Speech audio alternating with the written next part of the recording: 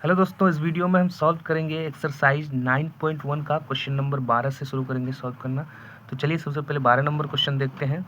12 number question का हम figure बनाए हैं, ये है फिगर। 12 नंबर क्वेश्चन में कह रहा है कि 7 मीटर ऊंचा एक भवन है। भवन के पास एक टावर है। भवन के शिखर से टावर के शिखर का उन्नयन कोण 60 डिग्री है और भवन के शिखर से टावर के तल का अवनमन कोण 45 डिग्री है। तो ये बताइए कि टावर की ऊंचाई कितनी है, और भवन की ऊंचाई दिया हुआ है 7 मीटर। ये बताइए कि टावर की ऊंचाई कितनी है। तो चलिए शुरू करते हैं। सबसे पहले अगर ए बी 7 मीटर है तो बी सी भी 7 मीटर होगा, क्योंकि ये 45 डिग्री का एंगल है। यहाँ उन्नयन कोण यहाँ 45 डिग्री है, इसलिए जितना ए बी है उतना बी सी भी होगा, क्योंकि ये एक राइट एंगल ट्रायंगल है। और जितना ए बी है उतना डी सी भी होगा। इसका मतलब ये भी 7 मीटर है और ये भी 7 मीटर है।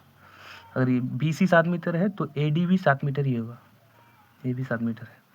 तो हम लोग को टावर की ऊंचाई निकालना है, तो हम लोग को ई सी निकालना है। तो डी सी तो 7 मीटर है, तो हम लोग को ई डी निकाल के जोड़ देना है, यही टावर की ऊंचाई है। तो चलिए पहले ई डी फाइंड करने के लिए हम ये ट्रायंगल लेंगे, पहले ई डी ए, ये ट्रायंगल लेंगे, ये राइट एंगल ट्रायंगल। तो यहाँ से हम लोग का आ जाएगा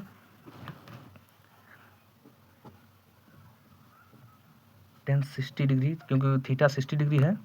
10 थीटा और क्या होता है, परपेंडिकुलर बाई बेस। परपेंडिकुलर क्या है यहाँ, ई डी, यही है यहाँ परपेंडिकुलर, देख सकते हैं ई डी परपेंडिकुलर है और बेस है डी ए।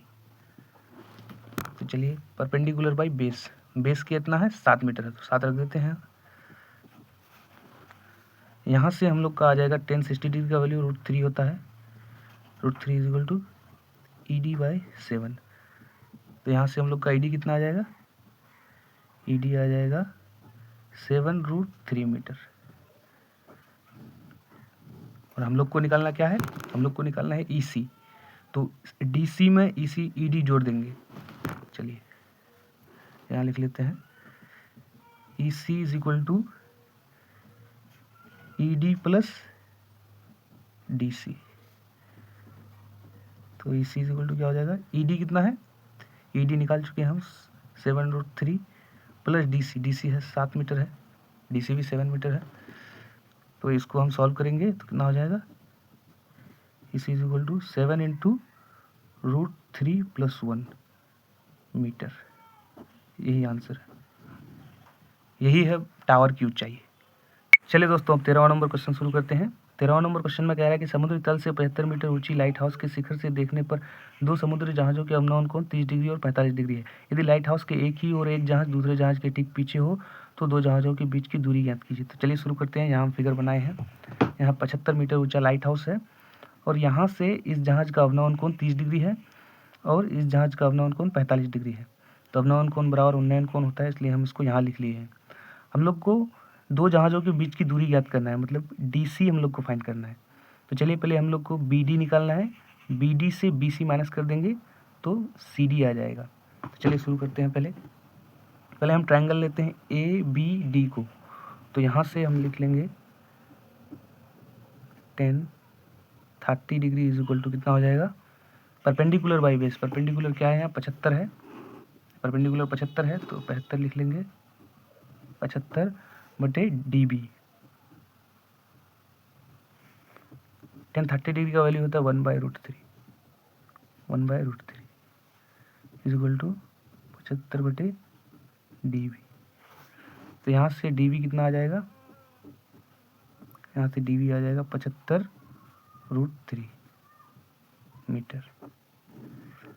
अब हम लोग को बी सी फाइंड करना है। बी सी फाइंड करके डी बी से माइनस कर देंगे। तो चलिए पहले ये ट्रायंगल लेते हैं, अब ए बी सी ट्रायंगल लेते हैं। अब तो यहाँ से 1045 डिग्री इज इक्वल टू कितना हो जाएगा, परपेंडिकुलर बाई बेस। परपेंडिकुलर क्या है 75, बेस है बी सी। थीटा 45 डिग्री है, उन्नयन कोण, इसलिए परपेंडिकुलर और बेस बराबर होगा। फिर भी दिखा देते हैं आपको, 75/BC। तो यहाँ से BC कितना आ जाएगा, 75 आ जाएगा। चलिए अब हम लोग को क्या निकालना है, DC निकालना है। तो हम लोग क्या करेंगे, BD को BC से माइनस कर देंगे, नहीं BC को माइनस कर देंगे BD से। तो चलिए DC is equal to BD minus BC। तो यहाँ से हम लोग का DC कितना आ जाएगा, BD कितना है 75√3 माइनस, और BC है 75। तो चलिए यहाँ से कितना आ जाएगा, यहाँ से DC आ जाएगा 75 को कॉमन ले लेते हैं, √3 माइनस 1, 75 इंटू √3 माइनस 1 मीटर। यही आंसर है, यही दो जहाज़ों के बीच की दूरी है।